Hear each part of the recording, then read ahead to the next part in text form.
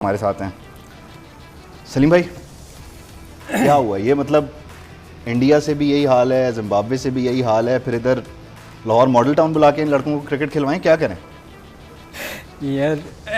मेरा ख्याल बात अफसोस हो रहा है, बहुत ज़्यादा बात करने को दिल नहीं कर रहा कि मतलब हम अगर जिम्बाब्वे से भी अगर हम मैच नहीं जीत सकते तो मेरा ख्याल है फिर लोग बात करते हैं जी कि क्रिटिसाइज़ करते हैं। अब सिलेक्शन पे हम बार बार क्यों कहते हैं कि गंदी सिलेक्शन हुई है?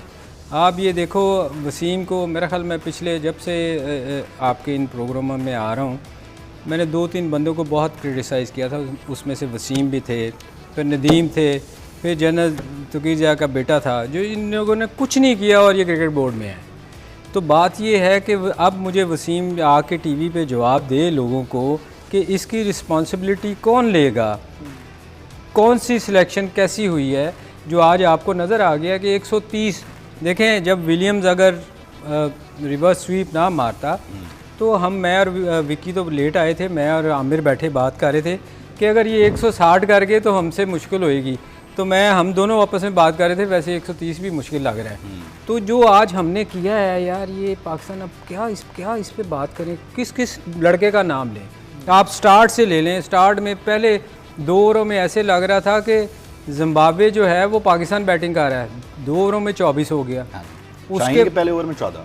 अगर शादाब आज थोड़ी सी बॉलिंग बेहतर ना करता तो नीचे से वसीम ने तो उसको भी 11 हुआ था पहले ओवर में, वरना तो ऐसे लग रहा था कि 160 होगा।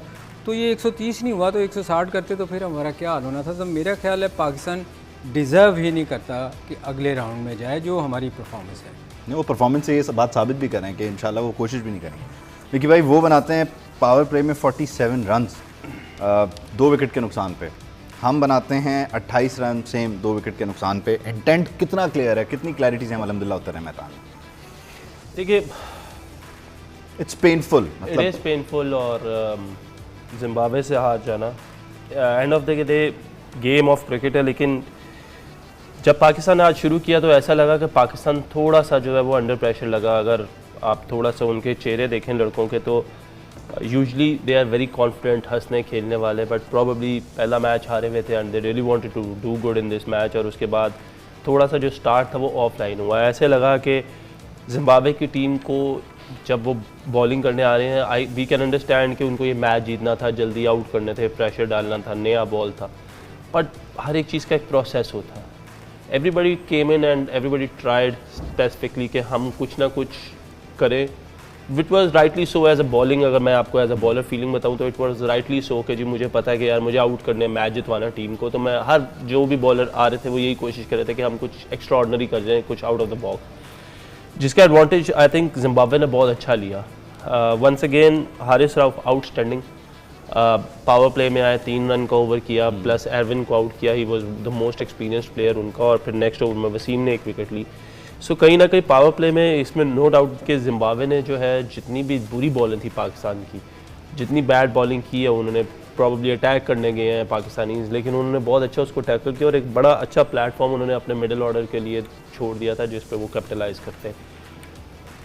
अनफॉर्चुनेट है पाकिस्तान हार गया जी इनसे। गलतियाँ वही हैं, गलतियाँ फिर हमने की हैं। और इस बार नई की हैं या पुरानी वाली दोहराई हैं? देखिए, डिपेंड करता है। हमने पहले भी बात की थी कि बाबर और रिजवान का रोल कितना इम्पोर्टेंट है। काफ़ी लोग इस चीज़ से मुतफिक नहीं थे कि वो दोनों ओपन करें और चीज़ें करें, लेकिन देखें आज एक दफ़ा आपको फिर आज का मैच हारने के बाद आपको ये समझ आ गई कि जब वो दोनों लड़के स्कोर कर रहे थे तो पाकिस्तान कहीं ना कहीं मैचेस जीत रहा था, कहीं ना कहीं एक प्लेटफॉर्म क्रिएट कर देते थे, क्योंकि वो एक उनमें से एक कोई 15-16 ओवर खेल जाता था, जिसकी वजह से सारी टीम इर्द गिर्द खेल लेती थी। अब 2 मैचों में हमने देखा कि दोनों मैचों में ऊपर से दोनों आउट हुए। आज इफ्तिखार भी अनलकी रहे, शान ने फिर एक अच्छी इनिंग्स खेली, उसको फिनिश लाइन तक नहीं लेके जा सके। तो ये कुछ चीज़ें हैं जो कि आई डोंट नो क्या कहूँ। मेरा ख्याल है इसके लिए विकी जो आप बात कर रहे हैं ना, आप बिल्कुल ठीक कह रहे हो कि दोनों अच्छी परफॉर्मेंस कर रहे थे, मगर मेरे ख्याल है फिर उसके लिए मैच हमारे यहाँ होने चाहिए, शारजा दुबई में, क्योंकि यहाँ विकटें अगर आप देखो तो यहाँ की विकटें थोड़ी डिफरेंट हैं। सलीम भाई आप विकेट्स को कह सकते हैं, लेकिन आई स्टिल बिलीव के देखें एक बैट्समैन जो फॉर्म में हो, बाबर ने तो ऑल ओवर द वर्ल्ड हर जगह ही ऑलमोस्ट रन किए हैं। रिजवान ने भी न्यूजीलैंड में जो लास्ट सीरीज थी उसमें बहुत अच्छे रन किए थे, जो मैच जितवाया था। आई वुड से कि बैड फॉर्म है जिसको एक ऐसा वक्त आना था, और अनफॉर्चुनेट वो उस टाइम पे आया हुआ है कि जिस वक्त वर्ल्ड कप का इतना बड़ा जो सीज़न है वो चल रहा है। लास्ट ईयर वो वर्ल्ड कप के में फॉर्म में थे तो पाकिस्तान के रिजल्ट ही डिफरेंट थे, अब वो फॉर्म में नहीं है तो रिजल्ट डिफरेंट है। कंसिस्टेंसी का बड़ा मसला है ना। मैं जैसे विकी भाई से पूछा, आमिर गलतियां पुरानी वाली दोहराई हैं कोई नई की हैं? वहाब भाई का एक अपना ओपिनियन है। आज तो 130 करना था ना, अपनी गेम खेल सकते थे। आज तो किसी ने नहीं कहा था कि छक्के मारो या चौके मारो, यही था ठीक है इनिंग को बिल्ड करो। बात यह है कि जब वर्ल्ड कप आता है, मैंने पहले दिन से कहा था टीमें वर्कआउट करके आती हैं, हमने किसके साथ क्या प्लान है। आपको अपने कंफर्ट जोन से, मैं डे 1 से कह रहा हूँ कि कंफर्ट जोन से बाहर आना पड़ता है, आपको अपना गेम प्लान चेंज करना पड़ता है। लेकिन ये स्टोरी बड़ी लंबी है, क्योंकि ये it was bound to happen, क्योंकि जब सिलेक्शन हुई थी टीम की तो हर बंदे ने क्वेश्चंस किए थे, और आगे से जवाब क्या आते थे, हमारे पास तो ये बेस्ट स्लॉट है, हमें तो एक्सपीरियंस की ज़रूरत नहीं है, ये पाकिस्तान का फ्यूचर है, we are looking for the young blood, right. ये इनके रीजंस थे। पहले तो आप सिलेक्शन पे लोगों की बात को डिनाई करते हो, नहीं हमारी तो सिलेक्शन बिल्कुल ठीक है। ओपनर की बात नहीं है, आपका मिडिल ऑर्डर है ही नहीं ठीक, ठीक है। आपने मिडिल ऑर्डर ये 2 साल से, क्योंकि मैं बिलीव करता हूँ आपकी टीम खेली है कोविड में, ये रियलिटी है। किसी सी टीम के साथ, किसी डी टीम के साथ, किसी बी टीम के साथ, तो प्लेयर ऊपर से रन्स करते रहे। अब जब कोविड के बाद बैक टू नॉर्मल हुआ ना, टीमें आई हैं अब तगड़ी, उनके जो प्लेयर्स आए हैं वो तगड़े हैं, वर्कआउट करके आते हैं कि ये रन्स कहाँ करता है, ये बॉल कहाँ पे करता है, वो प्लान करके आते हैं, ठीक। दूसरा ये है, आप कहते हो हमारी वर्ल्ड क्लास बॉलिंग है, वर्ल्ड कप की बेस्ट साइड है, राइट। आपने 4 में 40 करवाया हुआ है, उनके बॉलर्स आते हैं 5 में 22 लगा हुआ है, 2 आउट है। तो कहीं ना कहीं तो हम गलती कर रहे, सिवाय आपके हारिस के कोई तगड़ी बॉलिंग नहीं कर रहा, और शदाब के, एक ये चीज़। दूसरा फिर वही मिस्टेक्स हो रही हैं कि गेम अवेयरनेस क्या है। शदाब ने, हालांकि शदाब मेरा भाइयों की तरह दोस्त है, लोग कुछ कहते होंगे कि जब मैंने इमाद और सरफराज की बात की ना तो कहते हैं ये तो याराना है। सरफराज जितनी शायद मैं शदाब से खुल के बात करता हूँ या इमाद से किसी और से नहीं करता हूँ। आज शदाब ने जब छक्का मारा, गेम सीधा हो गया, उसने अगली बॉल पे फिर वही गलती दोबारा, तो गेम अवेयरनेस आती है। फिर विकी भाई यहाँ पे इल्जाम लग जाएगा, गेम अवेयरनेस। अब बात ये है कि देखिए टैक्टिक्स पे अब बात नहीं कर सकते, ऑलमोस्ट पाकिस्तान टूर्नामेंट से बाहर हो चुका है।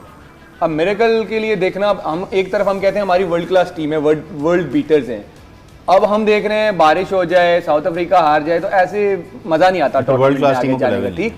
दूसरा, अब इसकी जिम्मेदारी कौन लेगा, सवाल ये सबसे इंपॉर्टेंट है, क्योंकि आपके जो चेयरमैन साहब हैं, जब ये अपने यूट्यूब चैनल पे बैठते थे, जब हम लोग खेल रहे होते थे सरफराज की कप्तानी में, तो जैसे टीम हारती थी तो सर यूट्यूब पे आ जाते थे, इसको निकाल दो, ये कप्तान नहीं ठीक, ये कोच नहीं ठीक, ये चेयरमैन की मर्जी से टीम बनी है, ये चीफ सेलेक्टर की मर्जी से टीम बनी है। सवाल ये है अब कौन लेगा जिम्मेदारी? लैपटॉप, ठीक, लैपटॉप लेंगे, बाबर लेगा, स्क्लैन भाई लेंगे, या आपके सर रमीज राजा साहब लेंगे? सवाल ये, चीफ सेलेक्टर वो बोला है ना, चीफ सेलेक्टर हो गए, छोड़े तो नहीं ना आपने? नहीं, वो लैपटॉप कह दिया, लैपटॉप कह दिया ना उन्होंने। वैसे अच्छा, उन्हें मुझे बता दो, पता ही नहीं लैपटॉप। आज भी अगर देखें तो हम हमेशा कहते हैं हमारी बॉलिंग तगड़ी है, और बॉलिंग ने वैसे अपना हिस्सा अदा कर दिया था, 130 पे आउट कर दिया था।